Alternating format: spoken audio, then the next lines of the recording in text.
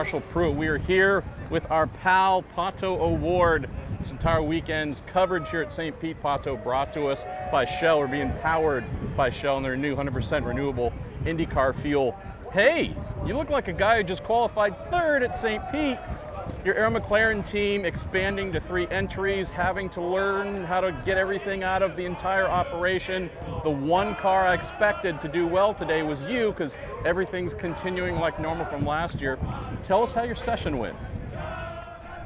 The weekend has gone a lot better than what it did last year. Up to this point, we started off with a really strong baseline, so I got to give it to the team with all the pre-event work, and we really dug into why we struggled so much here.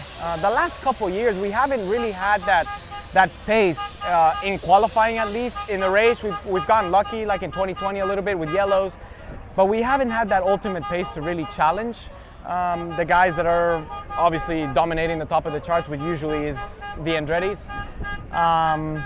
So I'm very, very happy. I'm very happy because we've made a massive step in performance, and third is a great starting position here. I mean, anything can happen. It's a long race. Probably going to be a 2-stopper, just because it's not going to be. I did a 3-stopper last year. You saw how that worked out. It didn't exactly go the way you'd hoped. So, top Chevy driver, that is certainly impressive as well. You mentioned the Andretti team. Boy, Romain Grosjean put in an amazing lap to claim pole. Colton Hurd, his teammate, was P1 up until then. Not only did Romain step in front of Colton, we're not talking a thousandth of a second, Pato. That was tenths of a second. Romain did a great job. He pulled out a lap there in the end, and they've been quick all weekend. We knew that they were going to be one of the benchmarks, or the benchmark as a team as a whole, because their street court package is known to be probably the best. So we knew it was going to be tough, but we wanted to make that step for us, right? To really have a chance, because in IndyCar, man, there's so many things that can happen. One thing is to be quick, but then another thing is to have race pace. And I think we're in a good place for tomorrow. I really, really do. So it's been good so far. Yeah. Let's keep it rolling. All right. And super happy to be back. I'm going to talk about a couple other teams real quick, then we're going to close on you and your entire team. So we had Andretti Autosport place 3 drivers in the Fast 6. That's really impressive. Marcus Ericsson, the only one to transfer from Chip Ganassi Racing into the Fast 6. We also had a little bit of a weird Fast 6 in that we had 2 red flags, right? We had Scott McLaughlin was the second one, spun, stalled the car, had to come in. Kyle Kirkwood crashed on his opening lap. You only get about 6 minutes though, Pato, for this final round. What's it like for you and your blood pressure going, oh my goodness, I gotta perform?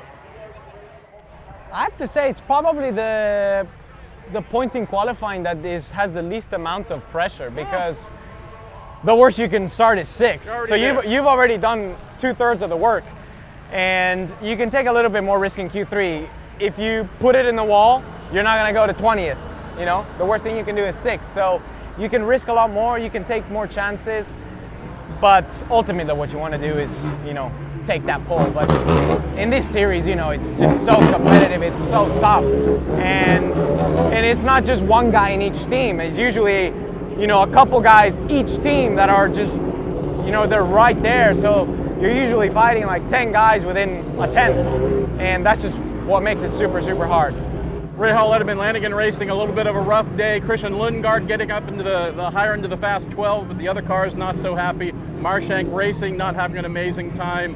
Agustin Canapino starting 1 position ahead of his teammate Callum Ilott. How impressive is he? I have to say, Agustin is doing such a good job. Right? Like, man, the guys he did a couple test runs in Argentina, but that doesn't really count for anything. The first time here, I think he's doing a fantastic job. I have to give him a shout out, because it's really, really good to see guys that, the guy has never driven an open wheel car, and he's walking into arguably the most competitive series in the world, and the guy's there. The guy's not, in the back just kind of waving around. The guy is competing, the guy is in the mix, and that's awesome to see.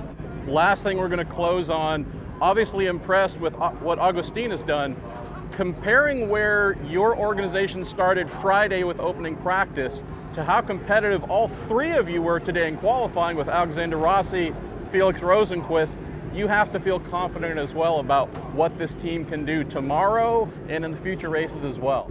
I love the group of people that I get to work with.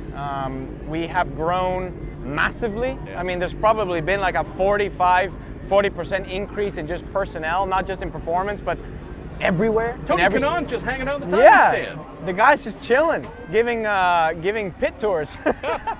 But it's awesome to see, and there's so much talent, and I know that we're gonna find that little bit that we need in order to get to be the benchmark. That's always the goal, right? You know, I think the Penske's and the Ganassis, they've been the benchmark for decades, and when we want to get there, you know, we're there at a good amount of weekends and racetracks. But what makes them so tough to beat is that they are always there. So you gotta bring those weekends where it really is not the best. You gotta bump that up, and I don't see why this year is not the year to do it.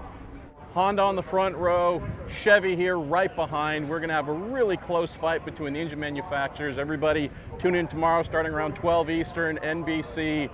This guy here, you know he's going forward. I cannot wait to see round one here, Firestone Grand Prix of St. Petersburg. I'm pumped for tomorrow, bro. Let's get it. You even got holographic stickers of yourself too. Oh, that's because of you. No, don't start that nonsense.